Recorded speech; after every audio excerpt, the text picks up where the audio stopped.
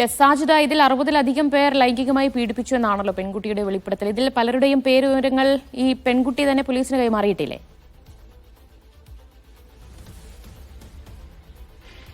തീർച്ചയായിട്ടും ഇതിലെ മുഴുവൻ വിവരങ്ങളും ഈ പെൺകുട്ടി തന്നെയാണ് കൈമാറിയത്. കാരണം ഈ ഒരു കൗൺസിലിങ്ങിലൂടെയാണ് ഈ വിവരങ്ങളെല്ലാം തന്നെ പുറത്ത് വരുന്നത്. ഈ തുടർന്ന് CWCയെ വിവരം അറിയിക്കുന്നു, CWC പോലീസിന് വിവരം കൈമാറുന്നു. അങ്ങനെയാണ് പ്രത്യേക അന്വേഷണ സംഘത്തെ രൂപീകരിക്കുന്നത്. ആദ്യം ഈ CWCക്ക് മുന്നിലാണ് ഈ കുട്ടി വിവരങ്ങളെല്ലാം തന്നെ ഈ പ്രതികളെ കുറിച്ചുള്ള വിവരങ്ങൾ അടക്കം നൽകിയത്. പിന്നീടാണ് ഈ പോലീസിന്റെ കൈവശം കേസെത്തുന്നതും പോലീസ് വിശദമായി ഇതിന്റെ തെളിവുകൾ സഹിതം ശേഖരിക്കുകയും ചെയ്തത്. ഈ പെൺകുട്ടിക്ക് എല്ലാ പ്രതികളെയും കൃത്യമായി അറിയും. അതിൽ ഒരാളുടെ പേര് മാത്രം 61 ആളുകൾ പീഡിപ്പിച്ചു എന്നാണ് പറഞ്ഞിട്ടുള്ളത്. ഇതിൽ ഒരാളുടെ പേര് മാത്രമാണ് കുട്ടിക്ക് കൃത്യമായി അറിയാത്തത്. ബാക്കി 60 പേരുടെ വിവരങ്ങളും കൃത്യമായി നൽകിയിട്ടുണ്ട്. പലരുടെയും വീട് എവിടെയാണ് എന്നും ഉള്ളതും അറിയാം. കാരണം ഈ കുട്ടിയുമായി നിരന്തരം സമ്പർക്കം പുലർത്തുന്ന ആളുകളാണ്. അതുകൊണ്ട് തന്നെ ഈ കുട്ടിക്ക് കൃത്യമായി ആളുകൾ ആരെല്ലാമാണ് എന്ന് അറിയാൻ കഴിയുന്നതാണ്. അതുകൊണ്ട് ഈ കുറച്ചുകൂടി പോലീസിനെ സംബന്ധിച്ച് കാര്യങ്ങൾ എളുപ്പമാണ്. പ്രതികളെ ഐഡന്റിഫൈ ചെയ്യുക എന്നുള്ളതിന് പോലീസിന് ഏതാണ്ട് പൂർണ്ണമായി തന്നെ കഴിഞ്ഞിട്ടുണ്ട്. ഇനി ഇവരെ മുഴുവൻ പിടികൂടുകയും നിയമത്തിന്റെ മുന്നിൽ കൊണ്ടുവരിക, അറസ്റ്റ് അടക്കം രേഖപ്പെടുത്തുക എന്നുള്ളതിനാണ് ഇനി ചെയ്യേണ്ട കാര്യം. യെസ്, അപ്പോൾ ഇനി പെൺകുട്ടിയുടെ മൊഴി എടുക്കേണ്ടതുണ്ട്. അത് തന്നെയാണ് ഏറ്റവും സുപ്രധാനമായ നിർണായകമായ ഒരു നടപടി എന്ന് പറയേണ്ടി വരും സാജിദ. അത് ഇന്ന് തന്നെ ഉണ്ടാകുമോ? ഒപ്പം 8 പേർ ഇപ്പോൾ കസ്റ്റഡിയിലായിട്ടുണ്ട്. കൂടുതൽ പേരുടെ അറസ്റ്റും കൂടുതൽ പേർ പിടിയിലാകുന്നതിനുമൊക്കെ ഇന്ന് സാധ്യതയില്ലേ? തീർച്ചയായിട്ടും പെൺകുട്ടിയുടെ മൊഴി ഇന്ന് രേഖപ്പെടുത്താൻ കഴിയും എന്നുള്ളതാണ് പോലീസ് പ്രതീക്ഷിക്കുന്നത്. ഏറ്റവും പ്രധാനപ്പെട്ട കാര്യം ഇത് ഈ വലിയ വിവിധ ആളുകളിൽ നിന്ന്, വിവിധ പ്രായത്തിലുള്ള ആളുകളിൽ നിന്ന് ഈ പീഡനം നേരിട്ട ഒരു പെൺകുട്ടിയാണ്. അതിന്റെ മാനസികാഘാതം സ്വാഭാവികമായും ഉണ്ടാകും. അതുകൊണ്ട് ഒരു കൗൺസിലറുടെയും അതുപോലെ തന്നെ സൈക്കോളജിസ്റ്റിന്റെയും എല്ലാം തന്നെ സഹായം ആവശ്യമായി വരും. ഈ കുട്ടിക്ക് പൂർണ്ണമായും മാനസിക നില തൃപ്തികരമായ ശേഷം മാത്രമേ ഈ അത്തരം കാര്യങ്ങൾ നടക്കുകയുള്ളൂ. അതുകൊണ്ട് ഇന്നലെ ഈ കുട്ടിയുമായി സംസാരിച്ചിരുന്നു പോലീസ്. ഇന്ന് രാവിലെ മൊഴിയെടുക്കാം എന്നുള്ള ഉറപ്പും നൽകിയിട്ടുണ്ട്. അത് ഏതെങ്കിലും തരത്തിൽ അതിന് ചില കാലതാമസം വരുമെന്നും പോലീസ് കണക്ക് കൂട്ടുന്നുണ്ട്. കാരണം ഈ പല കാര്യങ്ങളും പഴയ ഈ കുട്ടി മറന്ന കാര്യങ്ങളടക്കം വീണ്ടും ചോദിച്ചറിയേണ്ടതുണ്ട്. അതുകൊണ്ട് ഒരു ശാസ്ത്രീയ മനഃശാസ്ത്ര വിദഗ്ധന്റെ ഒരു സഹായം കൂടി പോലീസ് തേടിയിട്ടുണ്ട്.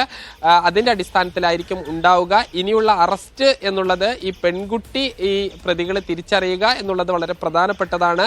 അല്ലെങ്കിൽ ഈ കേസ് കോടതിയിൽ നിലനിൽക്കില്ല എന്ന് മാത്രമല്ല, നിരപരാധികളായ ആളുകൾ ഇതിന്റെ പേരിൽ കുറിക്കപ്പെടുകയും ചെയ്യും. അതുകൊണ്ട് ഈ പെൺകുട്ടി ഈ പ്രതികളെ കൃത്യമായി, എല്ലാ പ്രതികളെ കുറിച്ചും കൃത്യമായി പെൺകുട്ടിക്ക് അറിയാം. അതുകൊണ്ട് ഈ പെൺകുട്ടി കൂടി പറയുന്നത് മുറയ്ക്കായിരിക്കും ഈ അറസ്റ്റിന്റെ കാര്യത്തിലേക്ക് പോവുക. ഇപ്പോൾ കസ്റ്റഡിയിലുള്ള മുഴുവൻ ആളുകളും ഈ പ്രതി ചേർക്കുമോ എന്ന് നമുക്ക് വ്യക്തമാക്കി പറയാൻ കഴിയില്ല. കാരണം കൂടുതൽ ആളുകളെ കസ്റ്റഡിയിൽ എടുക്കുകയും ചില ആളുകളെ ചോദ്യം ചെയ്ത് വിട്ടയക്കുകയും ചെയ്തിട്ടുണ്ട്.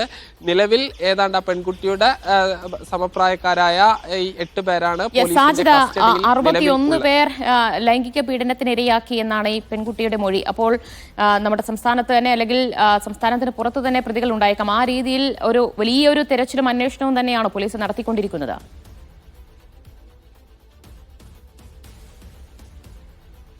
തീർച്ചയായും ഒരുപക്ഷെ സംസ്ഥാന ചരിത്രത്തിൽ, സമീപകാല ചരിത്രത്തിലൊന്നും ഇത്ര വലിയ ഒരു പീഡന കേസ് ഉണ്ടായിട്ടുണ്ടാവില്ല. ഒരു പെൺകുട്ടിയെ തന്നെ ഇത്രയധികം ആളുകൾ ഈ പീഡനത്തിനും ബലാത്സംഗത്തിനും ഇരയാക്കിയ കേസ് സമീപകാലത്തൊന്നും ഉണ്ടായിട്ടുണ്ടാവില്ല. നേരത്തെ സൂര്യനെല്ലിയുമായി ബന്ധപ്പെട്ടാണ് ഇത്ര വലിയൊരു വിവാദമായ കേസ് ഉണ്ടായിട്ടുള്ളത്. ഇതിൽ ഭൂരിഭാഗം ആളുകളും പത്തനംതിട്ട ജില്ലക്കാർ തന്നെയാണ് എന്നുള്ളതാണ്. 13 പ്രതികൾ ഞാൻ നിൽക്കുന്ന പത്തനംതിട്ട പോലീസ് സ്റ്റേഷൻ പരിധിയിലുള്ള ആളുകളാണ്. ഇതുകൂടാതെ ഈ കോന്നി, റാന്നി അടക്കമുള്ള പോലീസ് സ്റ്റേഷൻ പരിധിയിലുള്ള ആളുകളും ഉണ്ട്. ഈ പെൺകുട്ടിയുടെ അയൽവാസികളായ ആളുകളുണ്ട്. ഈ പെൺകുട്ടി കായിക പരിശീലനത്തിന് പോകുന്ന സ്ഥലത്തെ പരിശീലകരായ ആളുകൾ, ഈ കായിക താരങ്ങൾ ആണ് കൂടുതലായി ഈ പ്രതികളായി പെട്ടിരിക്കുന്നത്. ഈ കുട്ടി ഈ തിരുവനന്തപുരത്തേക്ക് കായിക പരിശീലനത്തിന് പോയ സമയത്തും അവിടെ വെച്ചും പീഡനം നടന്നിട്ടുണ്ട്. അതുകൊണ്ട് ഈ തിരുവനന്തപുരത്തും ഒരുപക്ഷെ ഈ പോലീസ് ആ രീതിയിലുള്ള ഈ കേസന്വേഷണവുമായി ബന്ധപ്പെട്ട് പോകുന്നുണ്ട്. ഈ ട്രെയിൻ യാത്രക്കിടെ ഈ പീഡനം അനുഭവിക്കേണ്ടി വന്നു. ഇതെല്ലാം തന്നെ ഈ അതായത് 3 വർഷത്തിനിടയിലാണ് ഇത്രയും സംഭവങ്ങൾ നടക്കുന്നത്. അതുകൊണ്ട് ഈ ആളുകളെ പരമാവധി വേഗത്തിൽ പിടികൂടുക എന്നത് തന്നെയാണ് ഊന്നൽ നൽകുന്നത്. സംസ്ഥാനത്തിന് ഈ പുറത്ത് ഈ പ്രതികൾ നിലവിൽ പോലീസിൽ നിന്ന് ലഭിക്കുന്ന വിവരങ്ങൾ അനുസരിച്ചില്ല. ഈ പെൺകുട്ടിയുമായി നിരന്തരം സമ്പർക്കം പുലർത്തിയിരുന്ന ആളുകൾ തന്നെയാണ് ഈ പെൺകുട്ടിയെ ലൈംഗികമായി ചൂഷണം ചെയ്തത് എന്നുള്ളതാണ് പോലീസ് പറയുന്നത്. ഇത്ര വലിയ രീതിയിൽ ഇത് വാർത്തയായ പശ്ചാത്തലത്തിൽ ഇത് സ്വാഭാവികമായി പ്രതികൾ രക്ഷപ്പെടാനും ഒളിവിൽ പോകാനുമുള്ള ഒരു സാധ്യത പോലീസ് കണക്കാക്കുന്നുണ്ട്. അതുകൊണ്ട് ഈ പെൺകുട്ടി നൽകിയ വിവരത്തിന്റെ അടിസ്ഥാനത്തിൽ എല്ലാ പ്രതികളും പോലീസിന്റെ നിരീക്ഷണത്തിലാണ്. ഈ പരമാവധി ആളുകളെ കസ്റ്റഡിയിലെടുക്കുന്നു, ചോദ്യം ചെയ്യുന്നു. അതിനുശേഷം ഈ പെൺകുട്ടിയുടെ കൂടി ഒരു സ്ഥിരീകരണം ലഭിക്കുന്ന മുറയ്ക്ക് അറസ്റ്റ് രേഖപ്പെടുത്തുകയും കോടതിയിൽ ഹാജരാക്കുകയും സ്വാഭാവികമായി റിമാൻഡ് ചെയ്യുകയും ചെയ്യും.